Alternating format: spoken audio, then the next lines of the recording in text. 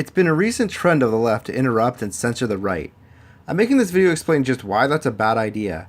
I mean, this interrupting public speaking just hasn't been working, and I'd argue it's having the opposite effect. First off, let's look at Jordan Peterson. I can guarantee you he wouldn't be as famous if it weren't for the censorship. The guy has a very dull, monotonous voice, and he isn't exactly charismatic.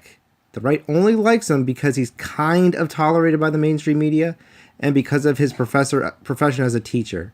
The scary part about this guy is he's such a good debater. Look at the CBC News interview where he wiggles his way out of an ambush about his photo with Pepe the Frog. The thing is, if the left was more tolerant about debate with the right, and weren't constantly getting channels shut down, this wouldn't have happened.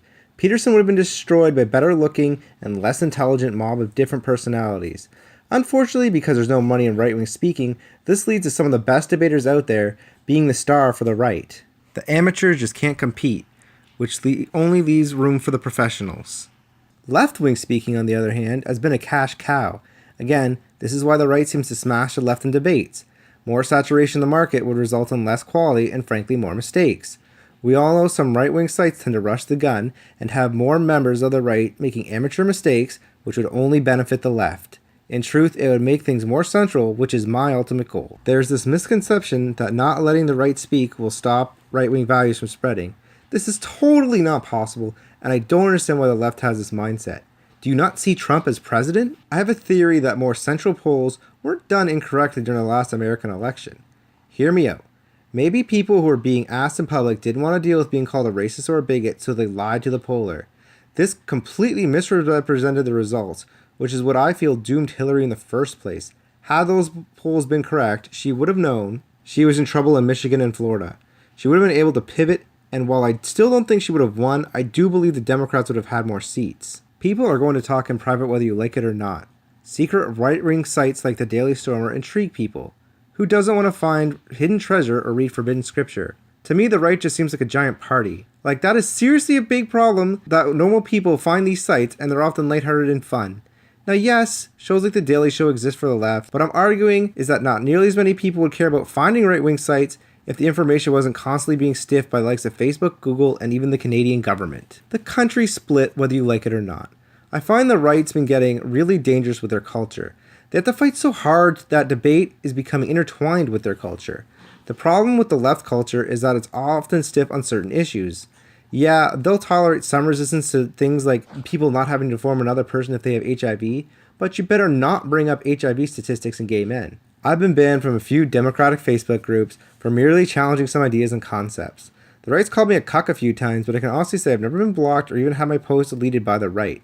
This is such a huge problem on Reddit that even normal people find themselves banned from their favorite subreddits for simply disagreeing on a single post.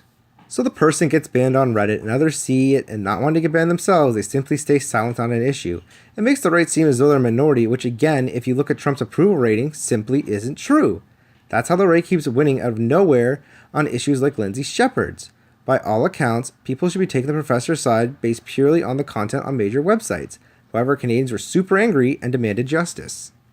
Regular people shutting up means the left doesn't know where to concentrate their energy. Make no mistake, the right is extremely well coordinated and has an extremely effective marketing strategy. Yeah, the left's winning the culture war right now, at least in my humble opinion. You need to look at the future though, and I just don't see the endgame for the left. Yes, you control the narrative for major players, but it won't do you any good if no one's watching or listening. I made a rant video about major award shows, but just look at Star Wars. I thought the right was finished when they lost Alabama, but screw Alabama compared to Star Wars. If Star Wars fails, I don't think anybody will have faith in progressiveness.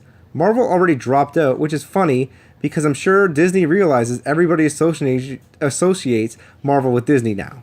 I do not want the right constantly controlling debates. I want the right's values to be not to be the absolute truth. However, that's what's going to happen if the left doesn't get its act together and start winning some of these major debates. Just feeling like you're right isn't going to convince the fence sitters that you are. The right's culture is constantly internally debating their own values and allowing different points of view, which is making them far too powerful. Stop doubling down. I really think it should be easy to beat people in debate as to why female comedians can be just as funny as their male counterparts. I really think it should be easy to find flaws, that it's usually the men that turn out to be geniuses rather than women. This is really simple stuff, and by refusing to debate, you're robbing normal people of hearing the other side of this. Like, If you have some of the best debaters in the world arguing for these points, it can be pretty convincing to the average Joe.